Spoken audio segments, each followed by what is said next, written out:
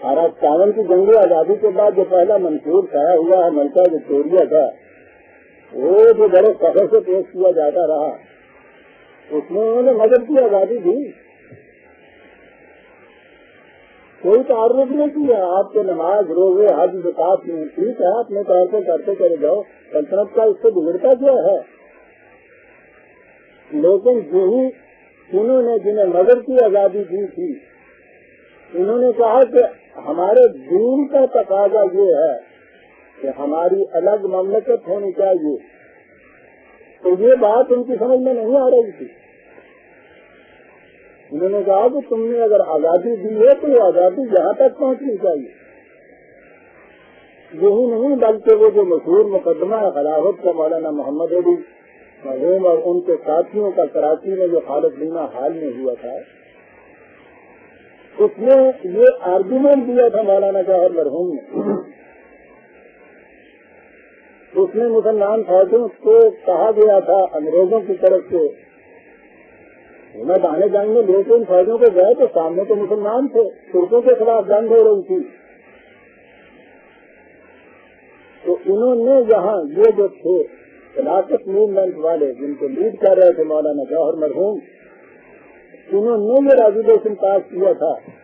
کہ مسلمان کے لیے دین کی روح سے یہ حرام ہے کہ وہ کسی مسلمان پر گولی چلائے۔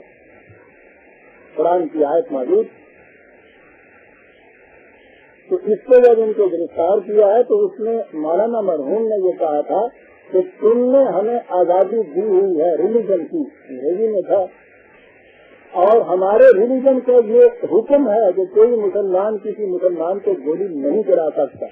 تو ہمیں تو اس کی آزادی حاصل ہے اس چیز کی کہ ہم اس سے کاربند ہوں۔ ایسا کہنے سے تم ہمارے خلاف یہ جرم کی شرط کیا عائد کر رہے ہو؟ ہم نے جرم کیا کیا ہے؟ لیکن وہ نہیں سمجھ سکتا تھا، سمجھنا چاہتا نہیں تھا۔ یہاں بات آتی ہے، قرآن آگے کہتا ہے سمجھنا چاہتا نہیں تھا یا سمجھ سکتا نہیں تھا۔ میں سمجھتا ہوں کہ ان میں اکثریت ان کی تھی جو سمجھنا چاہتے نہیں تھے۔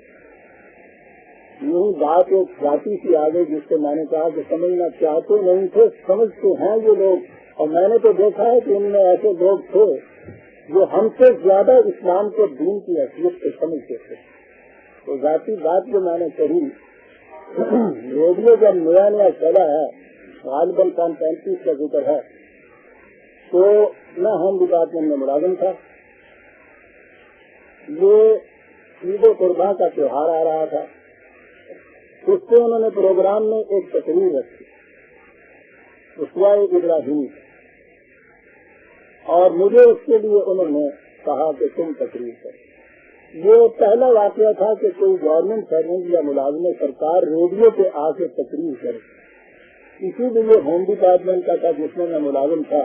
اصولی بات کری کہ گورنمنٹ سرونٹ کو اجازت دی جائے یا نہ کہ یہ وہاں جا کے تقریر کرے۔ باہر آج طے یہ پایا کہ اجازت تو دی جائے لیکن ان کی تقریروں کو پہلے رد کر لیا جائے، دیکھ لیا جائے کہ کچھ اس میں ایسی بات نہ ہو۔ اس سے بھی کہا گیا کہ تم اپنی تقریر جو ہے اس کو تم نے یہاں پیش کر دینا۔ وہ تقریر جو تھی تو وہ تو اردو میں تقریر تھی،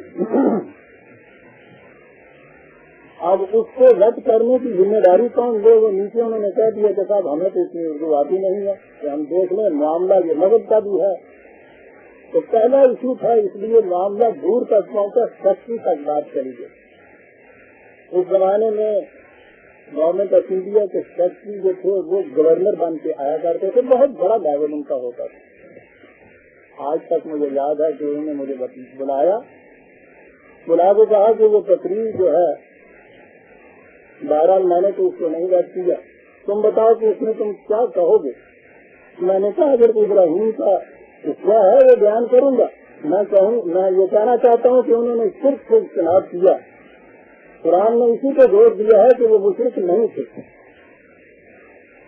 اور میں اسی پوائنٹ کو ڈسکس کروں گا اپنی تقریر کے اندر کہ شرک کیا ہے اور حضرت ابراہیم نے شرک سے کس طرح سے اجتناب کیا تھا۔ انہوں نے کہا کہ پھر اس کی اجازت چاہتے ہو؟ میں نے کہا یہ ایک مذہب کا معاملہ ہے، یہ صرف کے اوپر ایک میں تقریر کر رہا ہوں،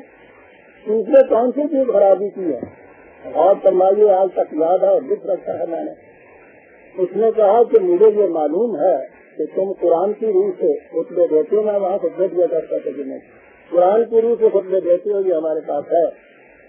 کہنے لگا کہ قرآن کی روح سے کیا صرف اتنی سی بات ہوگی کہ گھٹنا پوجا کرو؟ کیا شرک میں یہ نہیں آتا ہے کہ مسلمان خدا کے علاوہ کسی کی معصومیت اختیار نہ کرے؟ انگریز سچی مجھ سے کہہ رہا ہے۔ اور کہا کہ کیا اس ابراہیم نے جس کا تم اسوا پیش کرو گے بادشاہ کے خلاف اس نے دربار میں کھڑے ہوئے یہ نہیں کہہ دیا تھا کہ خدا کے مقابلے میں تمہاری حیثیت کیا ہے؟ اور جب وہاں اس کو اجازت نہیں ملی تھی اپنے طور پر اپنے دین کو قائم کرنی تھی تو اس نے ہجرت وہاں سے قبول کر لی تھی۔ یہ ہے نا توحید پرست ابراہیم جس کا تم اسوا بیان کرو گے، آتے ہوئے اس سے آتے ہوئے، اور اس کے بعد تم کہہ رہے ہو کہ صاحب بڑی انوسنٹ کی بات ہے، معصوم کی بات ہے، میں نے تو صرف سے تقریر کرنی ہے، کہنا یہ ہے کہ وہ مشرک نہیں تھے اور تقریر میں میرے یہی تھا۔ میں کیا یہ رہا تھا کہ ان لوگوں کی نگاہیں اتنی دور بھی ہوتی، یہ ہماری طرح نہیں تھے کہ یہ مذہب پرست ہو اور دین کو سمجھتے نہیں تھے، ان کے یہاں تو دین تھا ہی نہیں، لیکن آپ کے دین کو وہ خود سمجھتے۔ میں نے کہا یہ کہ مقام جہاں آ گیا تھا ان لوگوں نے یہ کہا کہ چاہے وہ نماز روزے کی حد تک تو ٹھیک تھا،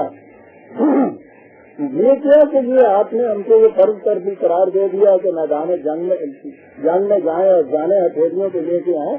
یہ دین کا اس کا کس طرح سے ہے؟ لونا قطب کا علم القتال،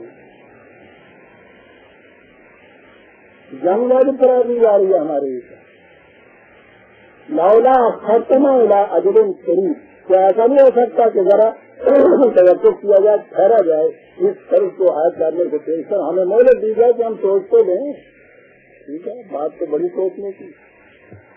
یہ شہادت گاہ الفت میں قدم رکھنا ہے۔ لوگ آسان سمجھتے ہیں مسلمان ہیں، انہوں نے بھی آسان سمجھ لیا تھا، لیکن اس ادیے کو واقعی چلاتا بات الزکات قرآن کہتا ہے جہاں تک تو معاملہ بالکل ٹھیک تھا، کوئی اعتراض نہیں انہوں نے کیا، اور اس کے بعد وہ جو مقصد آیا جس کے لیے یہ ٹریننگ ہو رہی تھی اصل میں، تو وہاں پہنچ کے کہنے لگے کہ صاحب یہ قتال ہم نے فرض کر دیا ہے، جنگ فرض کیا جا رہا ہے، جان لینی پڑے گی، اس میں تھوڑی سی مہلت دیجیے تاکہ سوچنے، قرآن کہتا کوئی مہلت کی کیا بات ہے، سوچنے کی کیا بات ہے، بات تو بڑی آسان ہے، متاع دنیا قلیل والآخرۃ خیر بمتقوا،